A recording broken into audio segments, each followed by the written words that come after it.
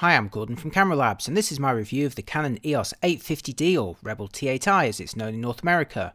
It's a mid-range DSLR with a 24 megapixel APS-C sensor, 7 frames per second bursts, cropped 4K video, and a fully articulated touchscreen.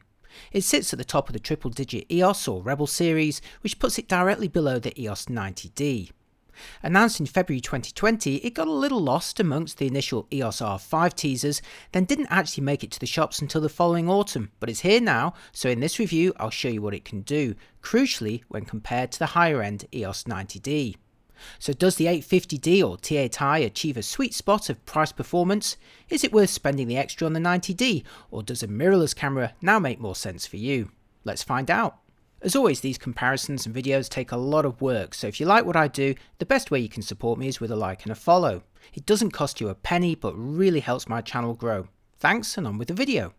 Okay, before going any further, it drives everyone mad to keep repeating the multiple names of these more affordable Canon DSLRs, so from this point on, I'll just be calling it the EOS 850D. But remember, everything I say and show you equally applies to the Rebel T8i, as it's exactly the same camera. Right, the 850D costs $749 or 839 British pounds for the body alone, or in a kit with the basic EFS 18-55 zoom for $899 or 929 pounds. In some regions, a kit with the more powerful EFS 18-135 is also available, and I'll be showing you images and videos taken with both lenses throughout this review. Compare those prices to the EOS 90D, released in mid-2019, which costs $1,199 or pounds for the body alone, or the M6 II mirrorless camera from the same time, which costs $849 or pounds, again for the body alone. So depending where you live, the 850D costs roughly 2/3 the price of the 90D, but is actually remarkably close to the M6 II. I'm also going to throw the EOS M50 into the mix, an older but very compact mirrorless camera that, like the 850D, has a 24 megapixel sensor and fully articulated touchscreen, but comes with a wider 15-45mm kit zoom for around $650 or pounds. Meanwhile, if you're after Canon's cheapest interchangeable lens camera with an APS-C sensor and a viewfinder at the time of testing, that'll be the EOS 2000D or Rebel T7, which costs around $450 or pounds, including the basic 18-55 kit zoom. Okay, so now I've put them all in perspective. Here's the 850D on the left and the 90D on the right, where it's clear the 850D is the smaller camera, but not by a huge margin. It's a little shorter and a tad thinner, but the biggest size difference is the width, which is about 1 centimeter less. Weight-wise, there's a more noticeable difference, with the 850D body plus battery weighing in at 515 grams, making it almost 200 grams lighter than the 90D. In your hands, the 90D definitely feels a little heftier, but in a more substantial, positive way.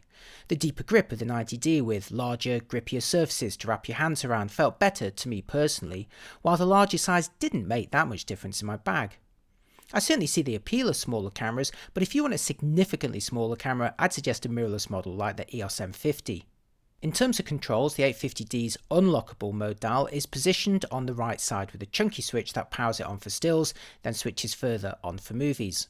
There's a finger dial by the clicky shutter release, and round the back a small thumb wheel which doubles as a rocker control. Meanwhile, 3 buttons on the upper surface are dedicated to adjusting the AF area, ISO sensitivity and display mode. For comparison, here's the 90D's control, starting with its mode dial on the upper left side, surrounded by a chunky power switch. Unlike the 850D, the mode dial is locked to prevent accidental turns, and you need to push down on a central button to free it. The position of the mode dial on the left frees up the entire right surface for an LCD status panel, which shows a wealth of shooting information at a glance. Like the 850D, there's a front finger dial, but the rear thumb wheel is larger with more positive feedback and a rocker control inside the middle. Unlike the 850D, the 90D also sports an AF joystick, as well as a control by the viewfinder that switches the camera between stills and movies. The shutter release is also a soft touch model, unlike the clicky 850D button, while there's now 4 buttons dedicated to adjusting the autofocus and drive modes, ISO and metering.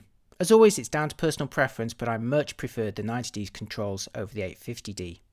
Round the back, the 850D is equipped with a side-hinged, fully articulated screen that's perfect for selfies, vlogging and filming pieces to camera, as well as twisting for comfortable shooting at any angle, whether in the landscape or portrait orientation. Sight hinge screens may require two actions versus one for a tilting mechanism, as well as moving away from the optical axis and sometimes obstructing ports too, but I still prefer their flexibility. The 90D screen shares the same flexibility as the 850D, but with a slightly larger 3.2-inch panel versus 3 inches on the 850D, although both share the same 1040p dot resolution. Canon's touch interface is one of the best around, and you can fully navigate the quick menus by touch if desired, as well as tapping to reposition the focusing area, of course. The main tabbed menu system also works by touch and is surprisingly easy to navigate and select this way, even though you can use physical buttons if you prefer. Meanwhile, in playback you can swipe through images before pinching to zoom or dragging around and double tapping to return again. It all feels very intuitive and responsive. As a DSLR, the 850D is equipped with a traditional optical viewfinder for composition, inside which you'll see the Viewfinder autofocus system and the lozenge-shaped area it occupies. Like other members of the same series, Canon stuck with a pentamirror system, which on the 850D delivers a fairly modest magnification of 0.82 times with 95% coverage. The 90D's pentaprism viewfinder delivers a noticeably larger view with 0.95 times magnification and 100% coverage too for more accurate framing. But unlike the electronic viewfinders of mirrorless cameras, you can't use an optical viewfinder for playing back images, adjusting menus, or doing anything at all with video. Again, it boils down to personal preference, but I prefer electronic composition. Although when tracking erratic seagulls in flight, I did enjoy using the optical viewfinders on both of these bodies due to their absolute absence of lag. The 850D is powered by the LP-E17 battery that claims around 800 shots with the optical viewfinder or 300 in live view. Compare that to the slightly larger LP-E6N pack in the 90D, which claims 1,300 shots through the viewfinder. If you're able to shoot mostly with the optical viewfinder, both models will outlast a mirrorless camera that has to use 100% electronic composition. Although in terms of video life, I still managed to record 2.5 hours worth of 1080 25p on a single charge on the 850D, or just over 4 hours of 1080 on the 90D, albeit split into half-hour clips. Annoyingly though, neither camera can be charged internally over USB, so you'll need to use the supplied AC adapter. Two rubber flaps hide the 850D's ports. Behind one is a simple cable release port alongside a microphone input, the latter positioned nice and low to considerately minimise obstructions with the screen hinge when filming. Behind the second flap is a micro USB port which can be used for data, remote control or webcam streaming, but again not charging, while below it is a mini HDMI port which can deliver a clean output. The 90D shares the same USB and HDMI connectivity, but adds a headphone jack, making it a better choice for more serious videographers. As far as wireless is concerned, both cameras offer Wi-Fi with Bluetooth for easy phone connectivity. In terms of memory, the 850D is equipped with a single SD memory card slot, the same as the 90D, although it runs slow on the 850D, unable to exploit the extra speed of UHS 2 cards. So a small bonus point to the 90D here, although that camera really should have had twin SD slots, right? As a Canon DSLR, the 850D is of course equipped with an EF lens mount, and as an APS-C model is also compatible with EFS lenses. Anything you mount will have the field of view reduced by 1.6 times. Now it's easy to skip over the lens mount on Canon DSLRs, but it provides access to one of the broadest range of lenses around, not to mention a thriving third-party and second-hand market. If you're wondering what lens to buy next, how about the EF 50mm f1.8 STM for exploring portraits and shallow depth of field effects? I'll show you some of those later.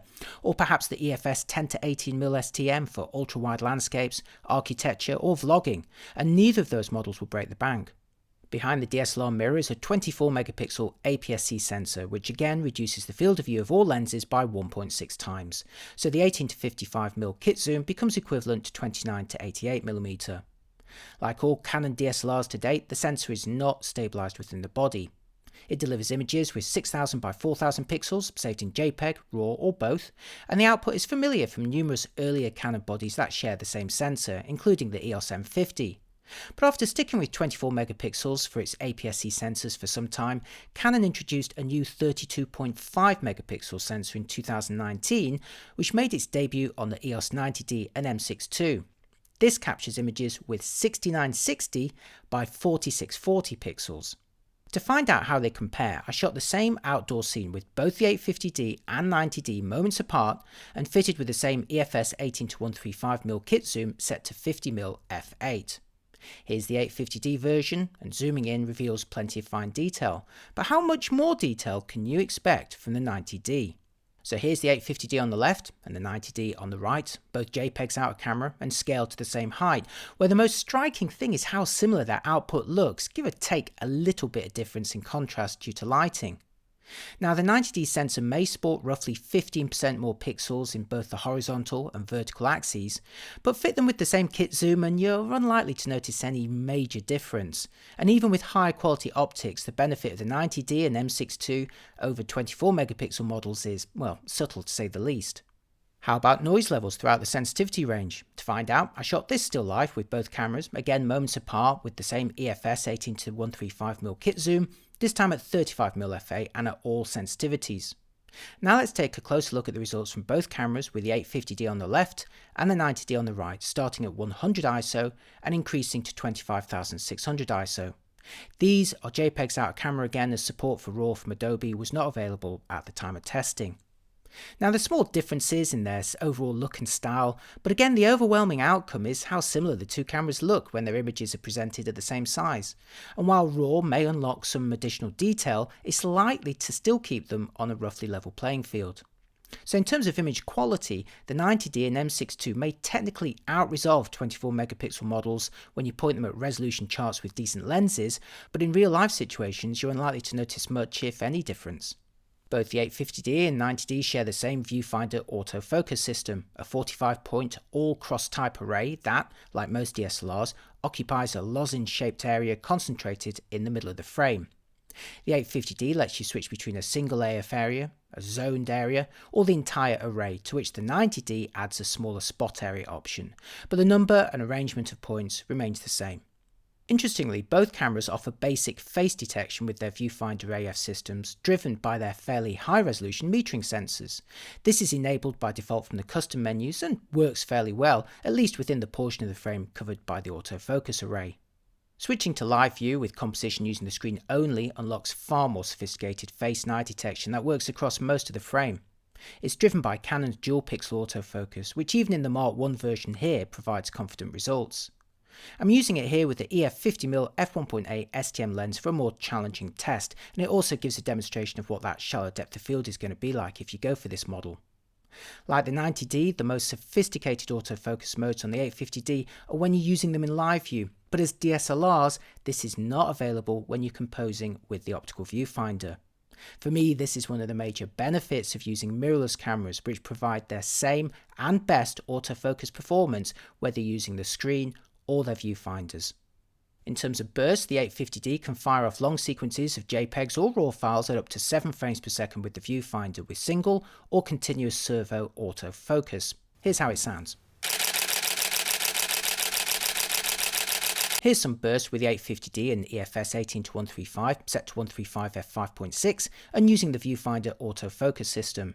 Checking the timestamps of the images confirms the 850D can maintain 7 frames per second with continuous servo AF, at least when shooting with the optical viewfinder.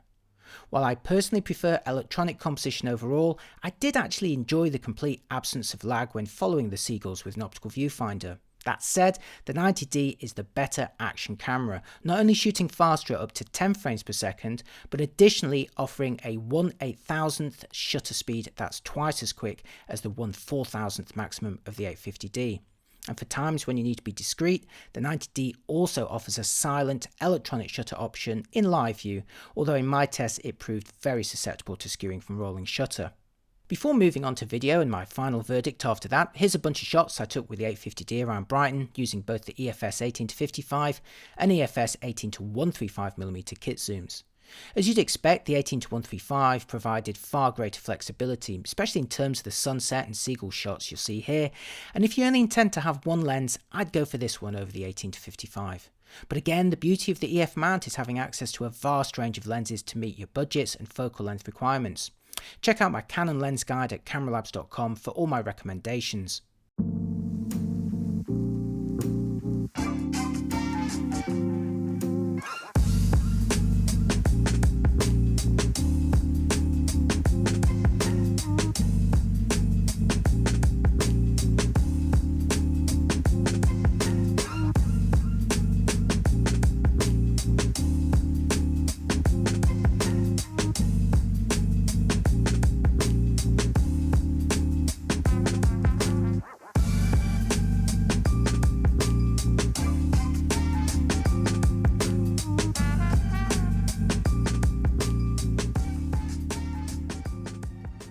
Moving on to video, the 850D can film uncropped 1080 at 25 or 50p when set to PAL, or at 24, 30 or 60p when set to NTSC. It's nice to see Canon remembering to include 24p on a new camera without facing the wrath of YouTubers. 4K is also available at 24 or 25p when set to NTSC or PAL respectively, but both with a substantial crop of around 1.5 times. 4K is also limited to less confident contrast autofocus, leaving the superior dual pixel autofocus to 1080 video only. Sadly, there's also no frame rates higher than 60p on the 850D, so no chance for slow motion unless you count a 2x slowdown. Okay, now for some comparisons starting with the 850D in 1080 at 25p, and forgive me for the slightly wobbly footage as the pier was being battered by the sea at the time. This was filmed at 50mm. Now for the same view with the 850D in 4K at 25p without adjusting the lens to illustrate the crop when filming in this resolution. But is it actually resolving finer detail? To find out, here's the 1080p clip in the top half and the 4K clip in the bottom half with the zoom adjusted on the latter to match the field of view. Now you'll need a high resolution display to see the difference, but the 4K version is definitely recording greater detail, albeit with the caveats mentioned earlier. Is the 90D any better? Here it is filming 1080 at 25p, again at 50mm, and now filming 4K 25p, again with the lens set to 50mm. Yes, the 90D offers uncropped 4K, and in a further bonus over the 850D also supports dual pixel autofocus in 4K, making it much more practical. To compare the quality though, here's the 850D's cropped 4K in the bottom half, while in the top half is the 90D's uncropped 4K, and you may be surprised to see the 850D may actually be delivering slightly finer detail. Now this is due to the way each camera scales the sensor data to deliver a 4K frame, and if you prefer, the 90D alternatively offers a cropped 4K mode. So now here's the 850D's cropped 4K in the bottom half, but now with the 90D's cropped 4K in the top half, both scaled to deliver the same field of view. The impact of video processing can be confusing at times, but with the choice of cropped or uncropped 4K, dual pixel autofocus in 1080 or 4K, as well as slow motion 1080 that's absent on the 850D entirely, the 90D is the more capable camera for video.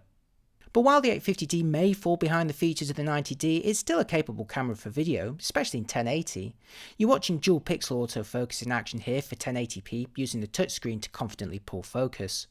And here's the same subject, but this time filmed in 4K on the 850D, where again I'm using the touchscreen to pull focus. Despite 4K on the 850D using a contrast-based autofocus system, I'd say it's doing a fair job with this particular subject, so don't rule out 4K for every situation. Moving targets though are where dual pixel really shows a notable lead. Here I'm using the EF50mm f1.8 STM wide open to f1.8 for a shallow depth of field, and with face and eye detection doing a pretty good job at tracking me. Now this isn't a particularly fast lens in terms of autofocus, so you'll need to wait a moment for it to react, but the results can still look great, especially for filming vlogs or pieces to camera. Now here's a 4K version, and as a fixed lens you'll see the immediate impact of the crop on the frame. You'll also notice in the absence of dual pixel autofocus in 4K that the camera is struggling to keep me in focus, plus there's the added issue of more noticeable skewing from rolling shutter, which becomes quite evident when I dodge quickly in and out of frame. So like Canon's other 24 megapixel models to date, 4K video on the 850D isn't particularly practical, and unless you really understand its limitations and how to work around them, I think it's best to think of the 850D more as a 1080 camera only. If you want more usable 4K from Canon, you'll need to go for the 90D or M6 II, or of course consider something like a Sony a6400. If you're into posting video on social networks, you will however appreciate the ability to film in the vertical format and have it stay in this shape. Here's some clips I filmed in the vertical shape, and thanks to easy wireless and a decent phone app, it's very straightforward to get them onto your phone for sharing. And now, before my final verdict, here's a quick look at the 850D for vlogging, comparing 1080 and 4K once more, plus the various stabilisation options. Hello, I'm Gordon from Camera Labs, and this is a quick vlogging test with the Canon EOS 850D. I'm filming this in 1080 at 25p with the EFS 18 to 55mm kit zoom at 18mm f3.5, so this is as wide as this lens goes, and it's also the maximum aperture, so this is the maximum amount of blurring that you'll be seeing. I also have optical stabilization turned on in the lens here. I'm not going to force you to look at completely unstabilized footage here. And I've got the camera mounted on like a mini tripod that I'm holding now with both hands. However, this camera does have some enhanced stabilization, so let's try those out first. Okay, I've now enabled Movie IS, so this is applying some additional digital stabilization in addition to the optical stabilization in the lens. But there's an additional layer of stabilization, so let's try that out. Okay, believe it or not, I'm still filming in 1080 at 25p here. This is with enhanced stabilization, so this is applying quite a lot of additional digital stabilization, and it does so by cropping the image quite significantly, as you can see. Okay, so I'm back at 1080 25p with no additional digital movie stabilization. This is optical stabilization only. So let's switch it to 4K and see what happens. While I have not zoomed the lens in, believe it or not, this is what happens when you switch the EOS 850D to 4K. Now, with so many cameras coming out recently with uncropped 4K, it's a bit of a surprise to return to a sensor and processor that applies that crop again. But here we are, 18mm and no additional digital stabilization. This is as wide as it's going to get on the 850D if you are filming in 4K. And not only is there a crop and also potentially greater rolling shutter, which is going to be doing a lot of nasty wobbling here, but you also lose dual pixel autofocus. It becomes contrast based only. Okay, now I'm in 4K with movie stabilization enabled. Oh, I can't look at this. Oh no, my face hardly even fits on the screen now. Sorry for terrifying you, but this is 4K on the 850D at 18mm with enhanced movie stabilization. I'm going to turn this off and go back to normal 1080. Okay, that's better, isn't it? I'm back in 1080 25p, and if I hadn't mentioned it earlier, I am filming all of these clips with the built-in microphones. Okay, that's it for this vlogging section. Now on with the rest of the review. The Canon EOS 850D, or Rebel T8i as it's known in North America, is a well-featured mid-range DSLR that sits at the top of the triple-digit EOS or Rebel series. It delivers a comfortable step up in features and handling over the cheaper entry-level models, making it a good choice for anyone who wants a decent DSLR without breaking into four figures. In particular, the 45-point Viewfinder AF system, fully articulated touchscreen, 7 frames per second bursts, confident 1080p video, and decent wireless connectivity are the highlights. As always though, Canon offers a wide range of models at different price points, each offering a tempting stepping stone to the next level. One of the biggest threats to the 850D arguably comes from the next model up in the range, the 90D. Interestingly, in my tests though, the boost in resolution and ability to film uncropped 4K are actually the least compelling reasons to go for that model. Instead, it's the wealth of smaller benefits that make the biggest difference in practice. Over the 850D, the 90D gives you an interval timer, a bulb timer, focus bracketing, a silent electronic shutter option, a faster 0.008 of a second shutter, a bigger battery, headphone jack, quicker 10 frames per second bursts, a faster card slot, a top information screen, better controls including a joystick and lockable mode dial, along with 1080 120p slow motion video, a larger viewfinder, and a more comfortable grip. Yes, it's a more expensive camera, but I personally feel if you've decided a DSLR is still right for you and you're shopping at around this price point, it's well worth investing more in the 90D for the long term. Meanwhile, mirrorless cameras may provide a more compelling alternative, especially if you're looking for a smaller body or simply prefer full-time electronic composition. Within Canon's own range, the M62 gives you a great deal of the 90D for much the same price as the 850D, although the viewfinder is a separate accessory you'll need to factor in and the screen only tilts vertically. I'm also still drawn to the earlier M50, which, despite its age, remains a great model with a small but usable viewfinder, fully articulated screen and the same photo and video quality of the 850D in a smaller body at a lower price, and with a wider kit zoom too. Now, the long-term future of Canon's mirrorless EFM mount may be uncertain, but the basic lenses are covered, EF lenses adapt very well, and there's bargains to be had. Ultimately, the EOS 850D or Rebel T8i is a fine DSLR and one that performs well for the money, and if you're after a Canon DSLR at this price point, I can certainly recommend it. But again, if you're looking for a longer term investment to grow with, you'll find the 90D more powerful overall, so if you can stretch to it, I strongly recommend taking that leap. Right, that's it for another camera review. If you found any of it useful, the best way to support me is to give me a like and to follow my channel. Again, it's so easy to enjoy a video but move on afterwards without realising you never subscribed, but believe me, it really helps. And if you're feeling extra generous, how about treating yourself to my in-camera photography book, grabbing some Camera Labs merchandise, or even shouting me a coffee. There's links for all of this along with checking the latest prices in the description and pinned comment below. Thanks again for watching, and I'll see you next time. Bye bye.